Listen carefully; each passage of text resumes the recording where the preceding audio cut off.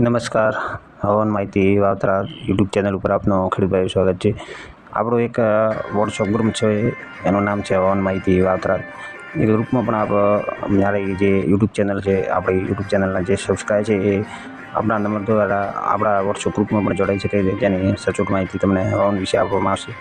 બીજું એ કે જે આપણા ગ્રુપમાં જે બિનજરૂરી પ્લીઝ જે સભ્યો છે એ મહેરબાની કરીને કોઈ હવામાન વિશેના આલતુ પાલતુ વિડીયો મૂકવા નહીં, અને જે તમને ગમે તો તમારી યુટ્યુબ ચેનલ ઉપર બીજા જોઈ લેવા યુટ્યુબ ઉપર, એટલે આપણા ગ્રુપમાં એ વિડીયો મૂકવા નહીં. પ્લીઝ આપણે મહેરબાની કરીને ફરીથી એક વાત કરી લઉં કે ગઈકાલે જે હવામાન આપણને જે ધ્રુવ વીજળીને ગાજી થતું હતું, એ લોકલ એક્ટિવિટીના લીધે રાજસ્થાનમાં ગાંધવ છે, ગુડામાલાણી છે અને રામજીની ગોળ છે કે જે નેડપટો કહેવાય છે, ત્યાં મામૂલી વરસાદ થયો છે. બહુ ભારે વરસાદ જોવા મળી નથી. એ એક્ટિવિટી લોકલ હતી, એટલે અડધા કલાકમાં સમાપ્ત થઈ જાય, પછી એ આગળ વધતો નથી વરસાદ. અને એનું કારણ છે કે જે આપણા વિસ્તાર ઉપર અત્યારે એન્ટી સાયક્લોનનો પ્રભાવ પણ છે, અને જે લો પ્રેશર જે બંગાળની ખાડી ઉપર બનેલું છે, એ લો પ્રેશરના કોઈ ખાસ અસર આપણા વિસ્તાર ઉપર થવાની લગભગ શક્યતા ઓછી છે. અને અત્યારે વરસાદ જે મેં ગઈકાલે 9, 10 ને 11ની કરી હતી, એ લગભગ કોઈ એક લોકલ એક્ટિવિટીથી અમુક ગામડામાં વરસાદ થઈ જાય તો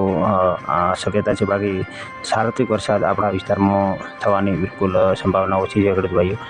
અને બીજી એક વાત કરી લો કે જે આપણા હવામાન વિભાગના જે આગાહીઓ આવે છે કે ગુજરાતમાં લો પ્રેશરના લીધે વરસાદ થાય છે, એ આપણા વિસ્તારમાં વરસાદ થવાનો નથી. એ પૂર્વ ગુજરાતમાં વરસાદ થવાની શક્યતા છે. સાબરકાંઠા છે, પંચમહાલ છે, દાહોદ છે, વડોદરા છે, એ બાજુ વરસાદ થવાની શક્યતા છે. લગભગ આપણો વિસ્તાર તો કચ્છને અડીલો આવેલો છે, અને એ કચ્છમાં જો વરસાદની આગાહી હોય તો આપણા વિસ્તારમાં વરસાદ થવાની શક્યતા રહેલી હોય છે, અથવા દક્ષિણ રાજસ્થાનમાં જો શક્યતા હોય વરસાદની તો આપણા વિસ્તારમાં વરસાદ થાય છે. બાકી અત્યારે જોવા જઈએ તો લગભગ વરસાદ થવાની શક્યતા નહીં છે. અને લોકલ એક્ટિવિટીથી વરસાદ થઈ જાય તો એમ નથી કહેતો કે બિલકુલ વરસાદ નહીં થાય.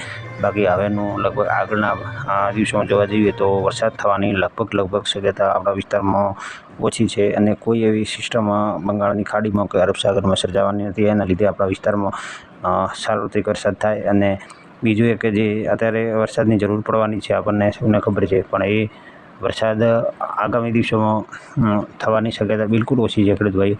એટલે આપણે જે વાત કરી કે વિડીયો થોડી ગડબડ થઈ જાય એટલે માફી માગું છું. બીજી એક વિસ્તૃત વાત કરી એટલે કે ચોમાસું પૂરું થવાની તારીખો લગભગ આપણા વિસ્તારમાં નજીક આવી રહી છે. એનું કારણ છે કે જે પાકિસ્તાન ઉપર એન્ટી સાયક્લોન બને છે, એટલે કે એ વિરુદ્ધ દિશાનો પવનો આવે છે, એમાં ભેજ હોતા નથી. જે પણ સિસ્ટમ બનતી હોય છે એને પાર્શિયલ ઢકેલે છે.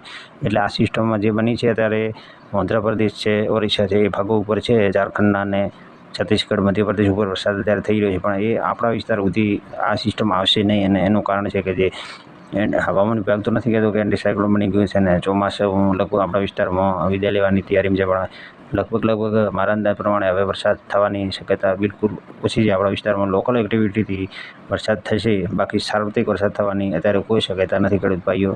બસ એ આજે જય હિન્દ, જય જવાન, જય કિસાન.